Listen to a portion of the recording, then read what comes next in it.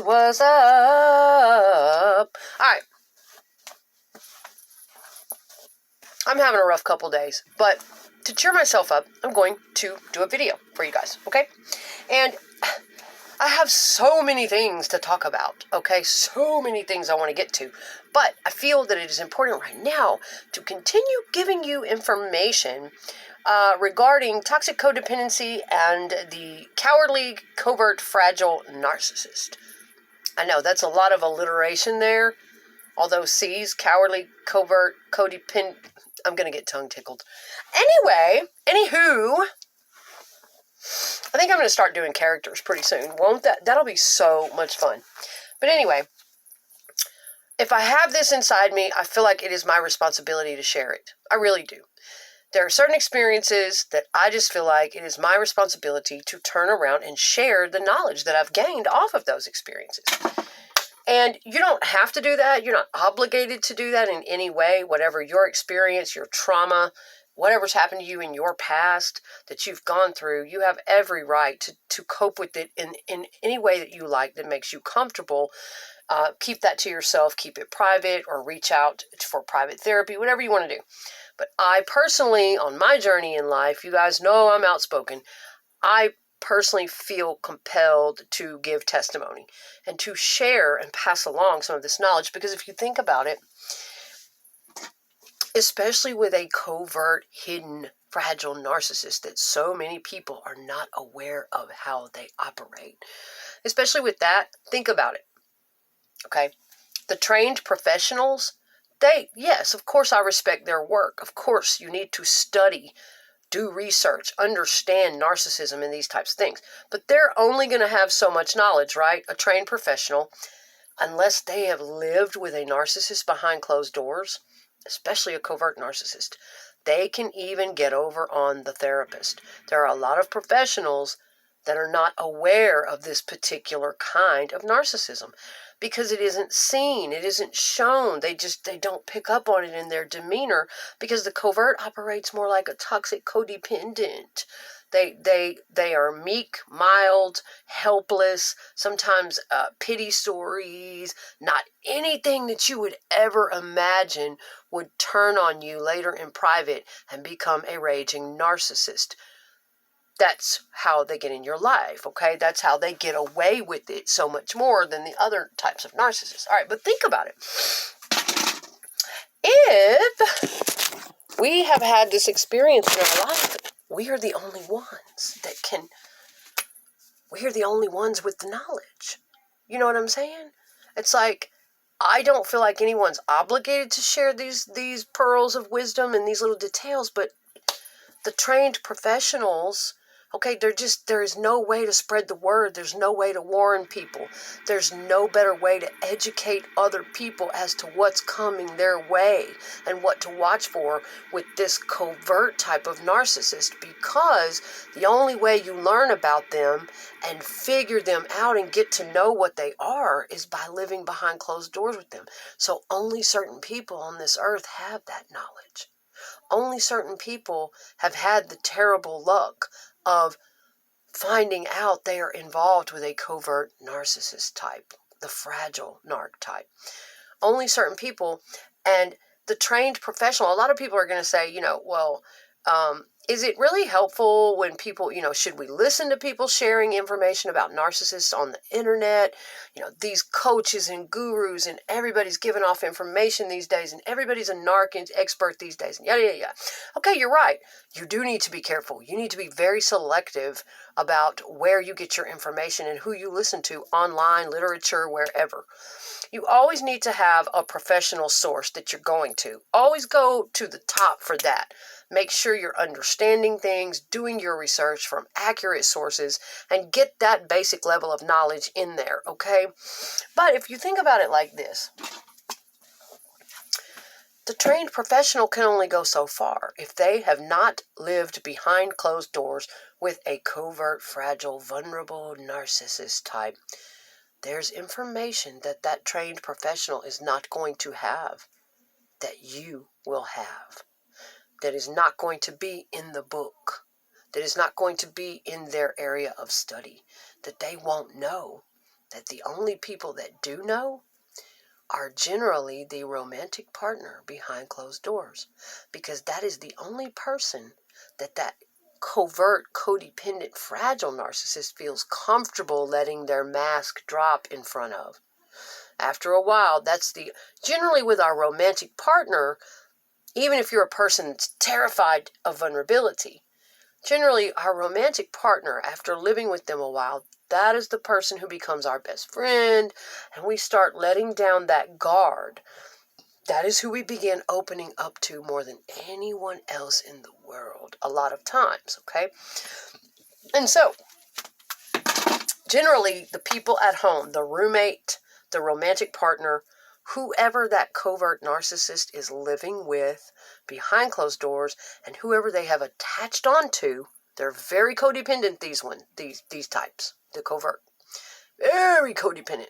Whoever they have attached onto for their energy source, their self-esteem, their fuel, their narcissistic supply, possibly transportation, possibly money, possibly sex, possibly emotional support, possibly ego boosting, possibly anything. All that is supplied to them, energy. So whoever they have attached onto and they are living with behind closed doors, that is going to be, and generally they like to go after a member of the opposite sex to attach onto for this. Because generally when you add the element of sex, that person can be more easily manipulated and roped into the whole game that the narcissist wants to play with you. Okay, so I just wanted to kind of put that logic out there as to why I feel it is important, if you're comfortable, if you have experienced covert narcissism, and I've experienced it twice now, unfortunately, maybe 3 times.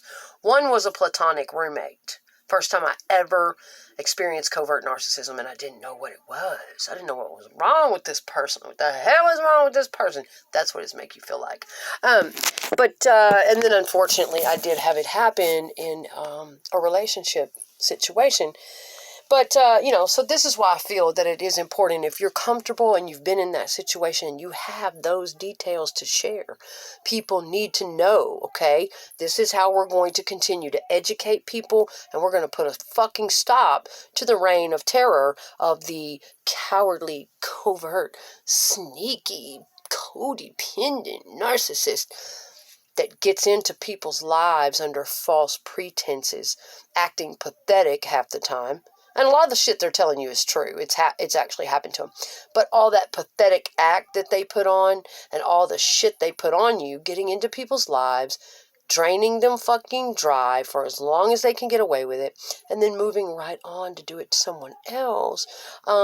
This is going to be one of the best ways we can start putting a stop to this. We can start getting ahead of them.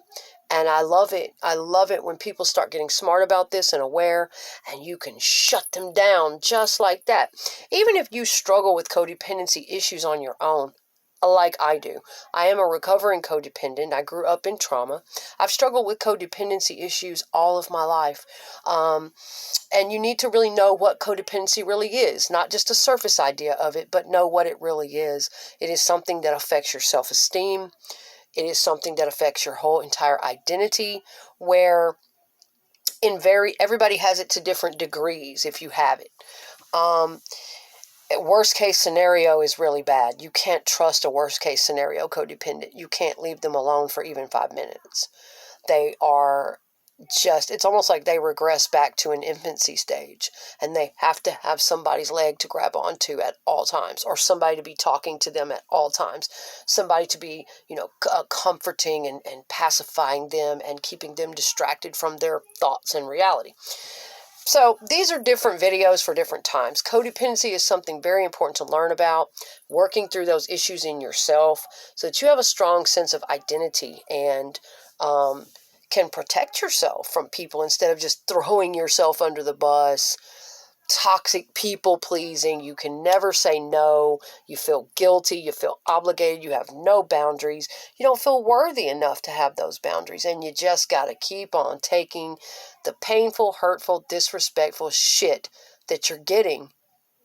And you think it's love propelling that. No. So it's very important, okay? And a lot of narcissists are very codependent too. Now, it's important to distinguish between the grandiose narcissist that everybody knows and that covert, because the grandiose is not nearly as codependent as that covert narcissist, okay? So there's a lot of telltale signs and ways. But, it's important that if you're comfortable enough, and I appreciate people who share their stories. I appreciate men and women who feel comfortable enough to get online and testify, tell the details, share what happened to them, share what they know. This is going to be one of the ways that when you get caught in a situation, you're going to be able to catch it early enough. You're going to be able to catch it ahead of time. You're going to hear certain phrases. You're going to remember, hey, I studied that. Someone told me that doesn't sound right to me, what this person is pulling on me or what their energy is about right now. This way you can be a lot more prepared ahead of time. Now, will it save you completely? Okay, human nature is funny. Love is funny. I grew up in a lot of trauma, and those early childhood trauma issues and abuse and alcoholic father and codependency is so deeply ingrained in me that even though I've had years of therapy, I've had great mentors, I'm very self-aware of all my bad psychological patterns. It's not just oblivious. I'm just going through life repeating those childhood patterns. No, I know they're there, and I know what I'm doing. Even though I've worked that hard on myself not to be a codependent, not to throw myself under the bus for somebody that I might fall in love with and give up my whole identity and self-worth and just keep tolerating their shit when it's not good for me. Even though I've worked very hard on those types of issues, I still struggle with it. I still struggle with the heartbreak of that, of balancing out my self-worth and not continuing to put energy and love in the direction of someone abusive, someone degrading, someone who doesn't treat me well at all. I still struggle with balancing that out, but I'm doing very well. I work very hard to set those boundaries down. Codependency can be like a drug. You could go 15 years being very strong and ahead of that, and not letting, falling into any situations. You put your boundaries up, you make sure nobody's mistreating you and you don't fall into that trap, and you're doing okay with that. And then somebody could come along and you could relapse into it, and they could prey on you, trip your mind up, manipulate you. If you feel like you're getting involved in a safe situation, fall deeply in love, and you could be triggered into that self-abandonment. Codependency equals self-abandonment when it's at its most severe. Okay, to me, there's lots of levels of codependency. A little bit of codependency, a little bit more, a lot, a whole hell of a lot, off the fucking chain codependency. To me, it comes in levels and degrees. So, I hope that I've made some sense about some things. I'm going to put out a part 2 to this because it takes them a long time to upload. I do have lots to share with you guys, and I've told you why I'm doing it. Again, those of us that, if you're comfortable with it, if you can share your trauma experiences or the manipulator in your life, the tricks that they pulled on you, what you endured, what you went through, especially when it comes to covert narcissism, I think that it's important that we get that out there, because only certain people have those tricky little details of what it's like to live with that covert narcissist. Yeah, not everybody knows. You see, the grandiose, people know them. They see it. The grandiose doesn't hide their narcissism as much as that covert, because that covert is desperate for approval. Terrible abandonment issues. Oh, they just want to be liked so much. They have a whole different operation inside than the grandiose. They are desperate, and even if they, let their narcissism show for a minute, even at home, they will hurry up and put their mask back on. Oh, I'm sorry. I really love you. They will oscillate between that because they're desperate not to be abandoned, until they find a new source of supply to latch onto, to secure a new source of supply that they can use and feel safe with that. They start grooming somebody else and setting it up to where they're going to latch onto them they will kind of make sure that they don't piss you off too much or show you too much of their narcissism without going, oh, I'm sorry, I really love you. You can tell when they are starting to groom a new source of supply. They will start becoming more and more hateful, and the monster will come all the way out. The monster you've been living with for years, that you've been enduring for years, but it only came out in degrees and they took it back. Oh, I'm sorry, I love you so much. I didn't mean to do that. Excuses. That particular monster that you knew was in there all along, faking and posing and bullshitting, the monster will come all the way out when they are grooming a new source of supply, and they might feel confident that they got a new one. When you have already learned the whole game, you're of no use to them, and they're going to spend time looking for a new source of supply. But they don't want to totally lose you and get rid of you until they are secured in that new supply. I'm going to do a whole video on narcissistic supply systems, okay? I promised you guys I was going to get that up the other day. But yeah, so I just want to pop on and get this much out. And there was one more point. Oh, the difference. Before I go, thank you for sticking around. I just wanted to, kind of clarify all that to you guys. Let you know what's up, why I do this, why it's important. If you can share, do it. Because we're going to get it to where people can stand up and say, Mr. Covert or Mrs. Covert Narcissist. You're not about to come in. I hear you. I hear the key phrases. I hear the words. I can read your energy. I have been trained. I've been watching things. I've been preparing myself. And no, you're not going to get in my life and take me apart. You can be more prepared. But like I said, even me being prepared and knowing a lot of these patterns in myself and others, it still came into my life. And even though I saw these things and I would call them out and go, hey, that doesn't sound right, man. That sounds toxic as fuck. That sounds manipulative.